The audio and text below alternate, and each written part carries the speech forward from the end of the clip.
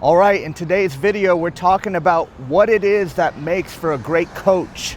A lot of people are like, oh, I'm struggling to get clients, I'm having a hard time scaling.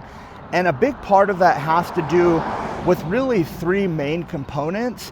And if you really master these, this will set you up that you're able not only to get more clients, but that your fulfillment is so good, they're sending referrals on a regular basis, oftentimes without you even having to ask them for referrals.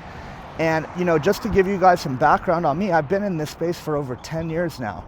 And I've been able to work with, the best coaches in the online space for the last 10 years. It's been an amazing journey.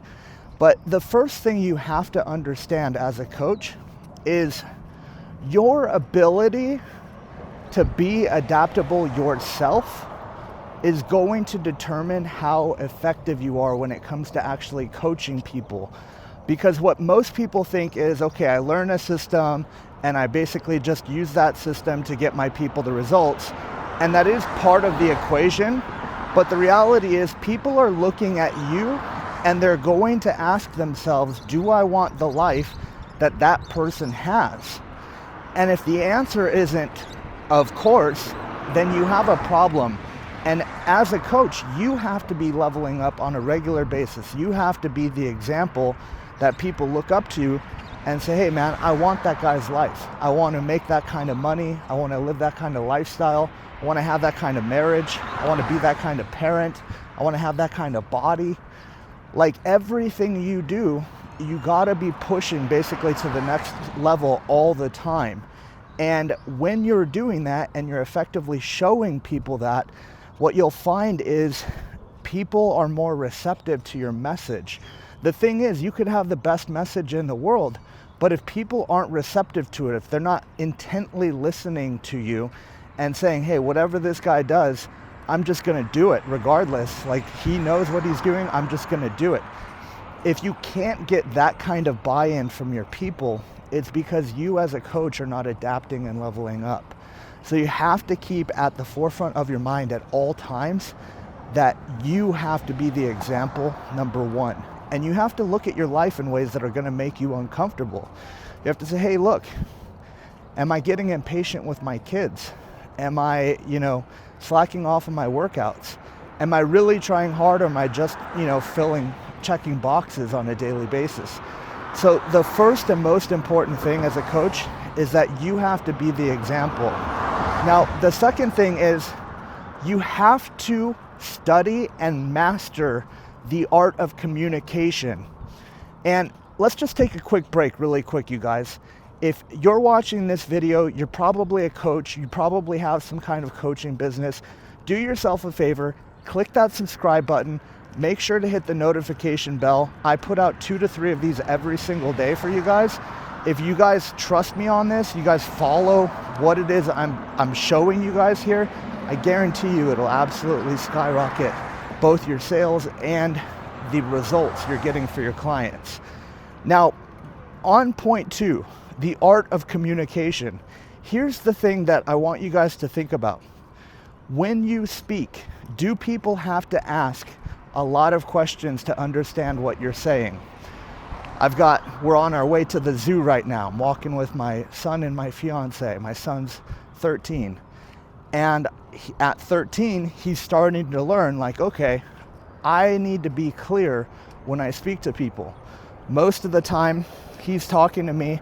I have to ask him a couple of questions to understand where he's going and what he's really asking.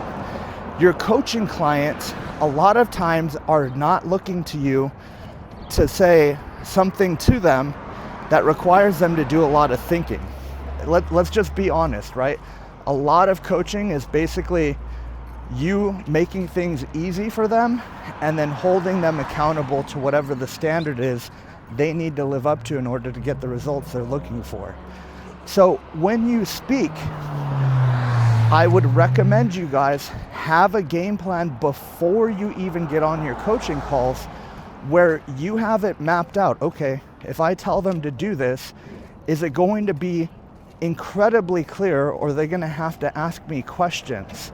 So as an example, one of my coaches recently was like, Jeremy, what happened to you, man? Like, you've got way too much weight on you right now. Like, I don't ever want to see you looking like this. Now, let me ask you guys a question. You think I had to ask 5 follow-ups on that? He was just saying, hey, dude, like, this bulking thing you say you're doing is bullshit. Like, you got to knock that off, dude. You got to lean out. You got to go dark for 90 days. Shave your head. Like, he was saying stuff that most people would be offended by, and number 2 would be, you know, like, no way am I doing that. But I've worked with this guy for 3 years. I know exactly what he's saying and why he's saying it, and I got it right away. I was like, roger that. So I was like, I'm doing 7.5 miles of cardio a day. We're walking, by the way, you guys see me walking on the street. We're walking to the zoo. The zoo's a 4-mile walk. Then we're gonna do another 3 miles at the zoo. And the crazy thing is, today's my off day from the gym. But I was like, he's right. I don't need to ask a bunch of questions to understand that. So when you speak to people, you have to give them clear direction. Hey, here's what you're gonna need to do if you really want these things you're telling me you want. Number 1, every single day, minimum standard is 12,000 steps. Number 2, and that doesn't matter. It doesn't matter if you do them in the house, outside of the house. It doesn't matter if you do them on a treadmill.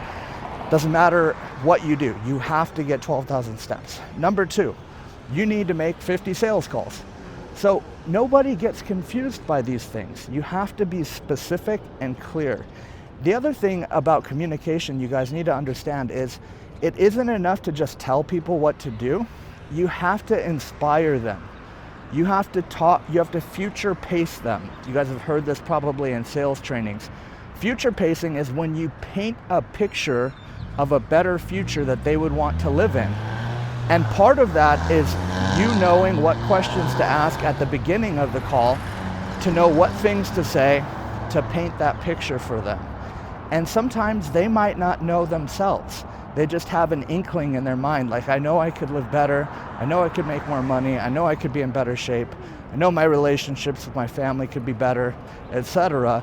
But something's holding me back. And so, you know, if you're the example and you're exceptionally good at communicating it, the third most important thing you guys have to be able to do is build some damn authority. And I have a course I put together for you guys called Stealth Closer. You can check out, there's a link in the description below that basically I took my 15 years of sales experience and I condensed that down into 23 modules for you. It's not very expensive. And by the way, the only reason I charge for it is the same reason you guys charge for coaching. People who invest are invested. You cannot get a return without an investment. So I'd recommend you guys check that out. Part of what I cover in that training is what we're talking about here on authority.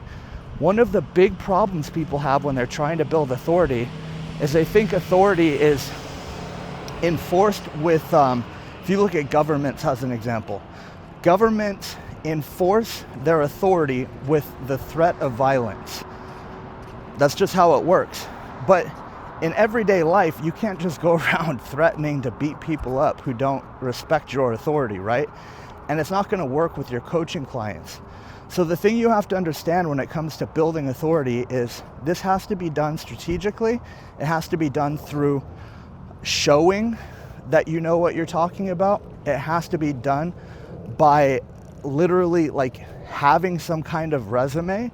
So people should be able to see that very easily on your website, on your socials. Your bio in your Instagram and your YouTube and your Facebook and all that should list out why people should listen to you.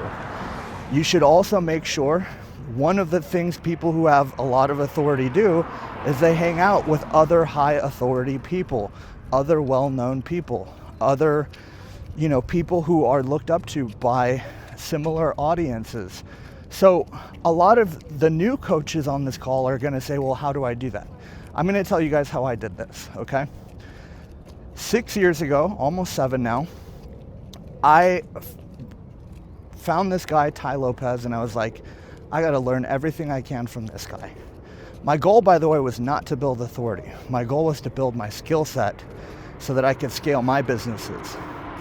And I went and started working with him. Then we had the lockdown in 2019, 2020.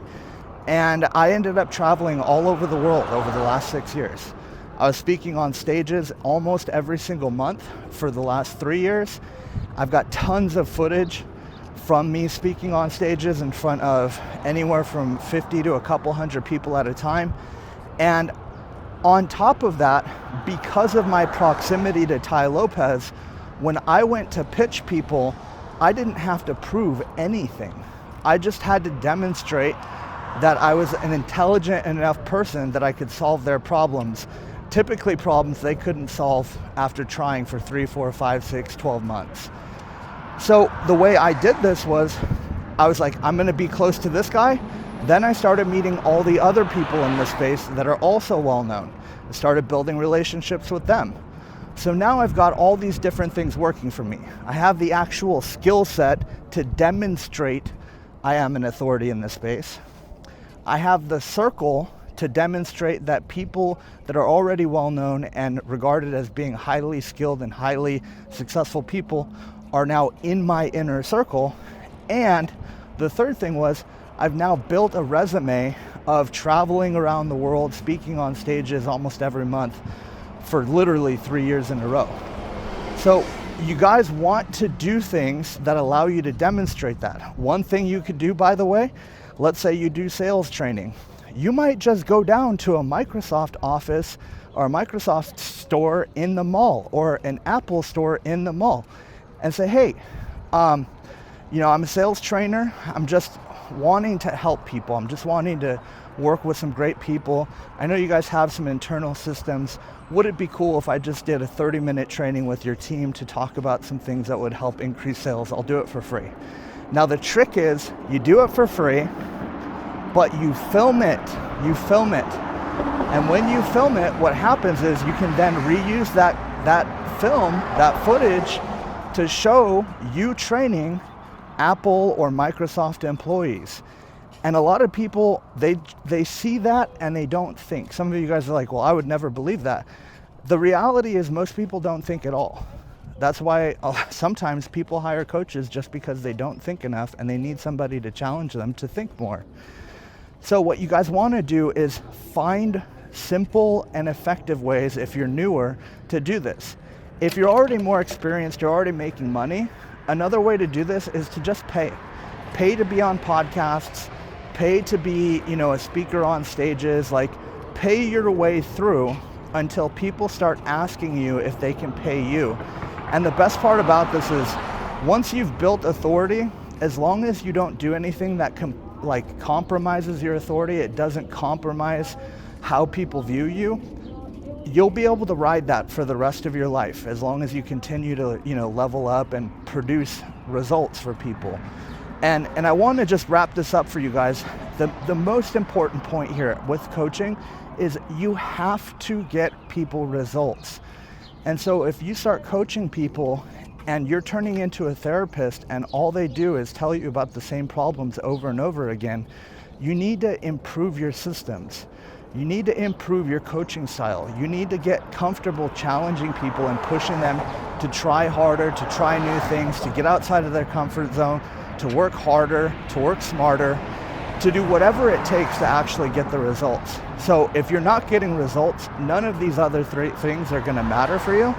So make sure at the end of the day, when you're reviewing, okay, I've been working with so-and-so for a month. What results have they gotten? If they're not getting results, you got to fix it.